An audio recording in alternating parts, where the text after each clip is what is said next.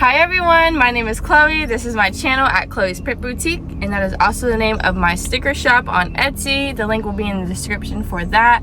And today I just want to talk about, more advice for small business owners. If you are thinking about running a business or you have a small business, things that's helped me, and I'm still in the beginning of my journey, so I'm not a professional, nothing like that. I'm just here to share my experience and what's really worked for me.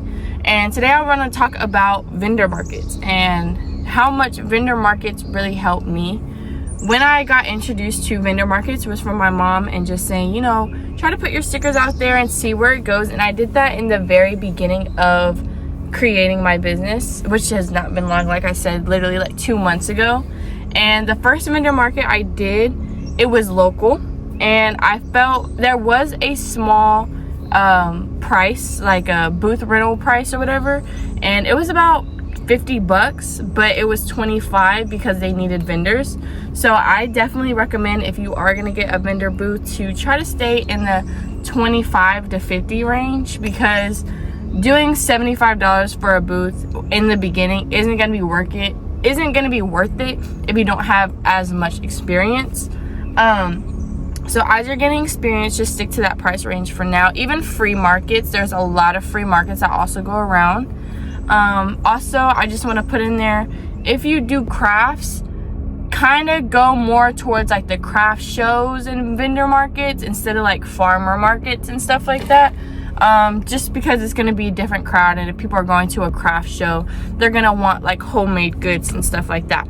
But one thing I've really learned from vendor markets is my communication skills and selling a product, engaging with customers, and kind of being in that field where you're telling your story. You're being in that field where you get to show your product, you get to be proud of your product, and see people's feedback, see if people like them. Of course, you're gonna get for me, I get little kids who sometimes don't like my stickers, but sometimes kids are obsessed with my stickers, and you'll see what customers like, what customers don't like, and that will help you a lot if you are doing, an Etsy shop, digital products. Kind of see what people are liking right now and getting feedback, be able to have that one-on-one interaction. And if you do custom orders, that's going to be a great way to find customers, because you're able to, I suggest having business cards to bring out there. I do want to do more of a video on vendor markets. I'm just kind of throwing some information out there right now off the top of my head that's really helped me. And for vendor markets, so don't be discouraged if you don't make any money. Like, when you do a vendor market, it's not to sell your whole inventory. All it is a learning process, and it's helping you get comfortable with your business and helping you get comfortable with your story. And I think vendor markets are just a beautiful way to meet other small business owners. And for me, I make stickers, so I can make stickers for other business owners. So it's like I get to go around vendors, like vendor booths, and get to talk to other vendors and offer them something as well. Offer them, I do sell stickers, I can make custom stickers and stuff like that. And that's brought me a lot of success as well. So definitely a tip, if you're thinking about running a business or doing a business, to definitely have a product where it's in demand for customers, business owners, everybody. Like, I don't have too many ideas of what that could be. Because I know for stickers, it's I can do custom stickers for people, kids, or like adults, kids, and also business owners, teachers, schools, stuff like that. Like, I can create for literally everybody. So having that, maybe if you do planners, make sure to sell some content planners, some business planners and stuff like that, so you have other things to offer. Because if you're at a vendor market and there's not a lot of people, but you have 50 vendors, you have 50 customers, you can still talk and try to sell your items. But I think it's a beautiful way to go out there and engage, and to not be scared of just what a vendor booth is, not knowing, how to set up, not knowing when you get there what to do. It's all the same thing. When you get there, all you need is genuinely a table, a 10 by 10 tent, 2 chairs, a tablecloth, and your product. and then whatever you want to do to fancy it up. But there are a lot of vendors that have, you know, very beautiful booths and they look like stores, and I love that. I think that's one of my goals, and I'm going to bring y'all along with that journey as well on when I expand my booth, because my booth is pretty, you know, standard for now. I'll put in some clips to kind of show y'all, but it's pretty standard. It's everything that you need. It's a quick setup. And don't be scared about being late. If you're gonna get an email of all the information you're gonna need before that vendor market.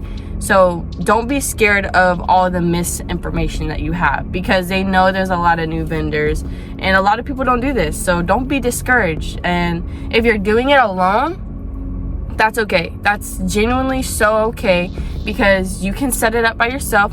Or there's like vendor markets, I'm telling you, it's so much love and just people coming out and trying to sell their business and communicating with a lot of like other people. So it's very easy to ask for help. It's very easy for people to even, you know, offer to help, because, you know, they're done setting up and stuff like that. So don't be scared to have a vendor booth neighbor and ask them for help if you're alone, because I've seen a lot of young females do this alone and they just have help setting up. You know, it's so easy and there's no excuse to not start. I do suggest to bring someone out there, make it fun for yourself, and have someone to talk to and engage with and set up, break down, stuff like that. But it's totally not necessary, and you can definitely do it by yourself. But why wouldn't you want another person to be there? Why wouldn't you want more love and support? Even if it's family, I feel like that's the best, and having them have their items out there. Like, vendor markets are really fun. It's a good day. Like, if you work a 9 to 5 and you work on your business, to go out there on the weekends and see what you can do, see how it goes. And I literally, when I did my first vendor booth, I did one and it turned into, like, now I've done 6 in like the span of 3 months. And I'm really excited for November, December, and January, because I feel like I have really good ideas for those months, for stickers, for vendor market ideas. Yeah, so that was my quick little message, just a little encouragement to do vendor markets, and how I was nervous. I still get nervous the day of vendor markets, because it's like you don't know what's gonna go on out there. You don't know if it's gonna be fast, a lot of people, or not a lot of people, or awkward encounters. You just never know. But don't let that scare you. I've had a lot of success with vendor markets, and there's always highs and lows with everything, and just go for it. Just do it. Try new different approaches for your business to try to get it as successful and out there as possible.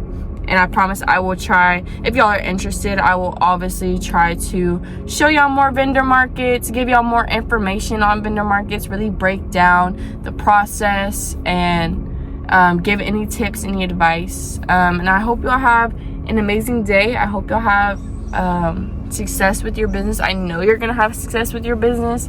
Keep going, keep pushing. Everything's gonna happen. And just go out there and try new things. And thank y'all for listening. Again, my name is Chloe, and this is my channel at Chloe's Print Boutique. Make sure to like and subscribe, and have an amazing day.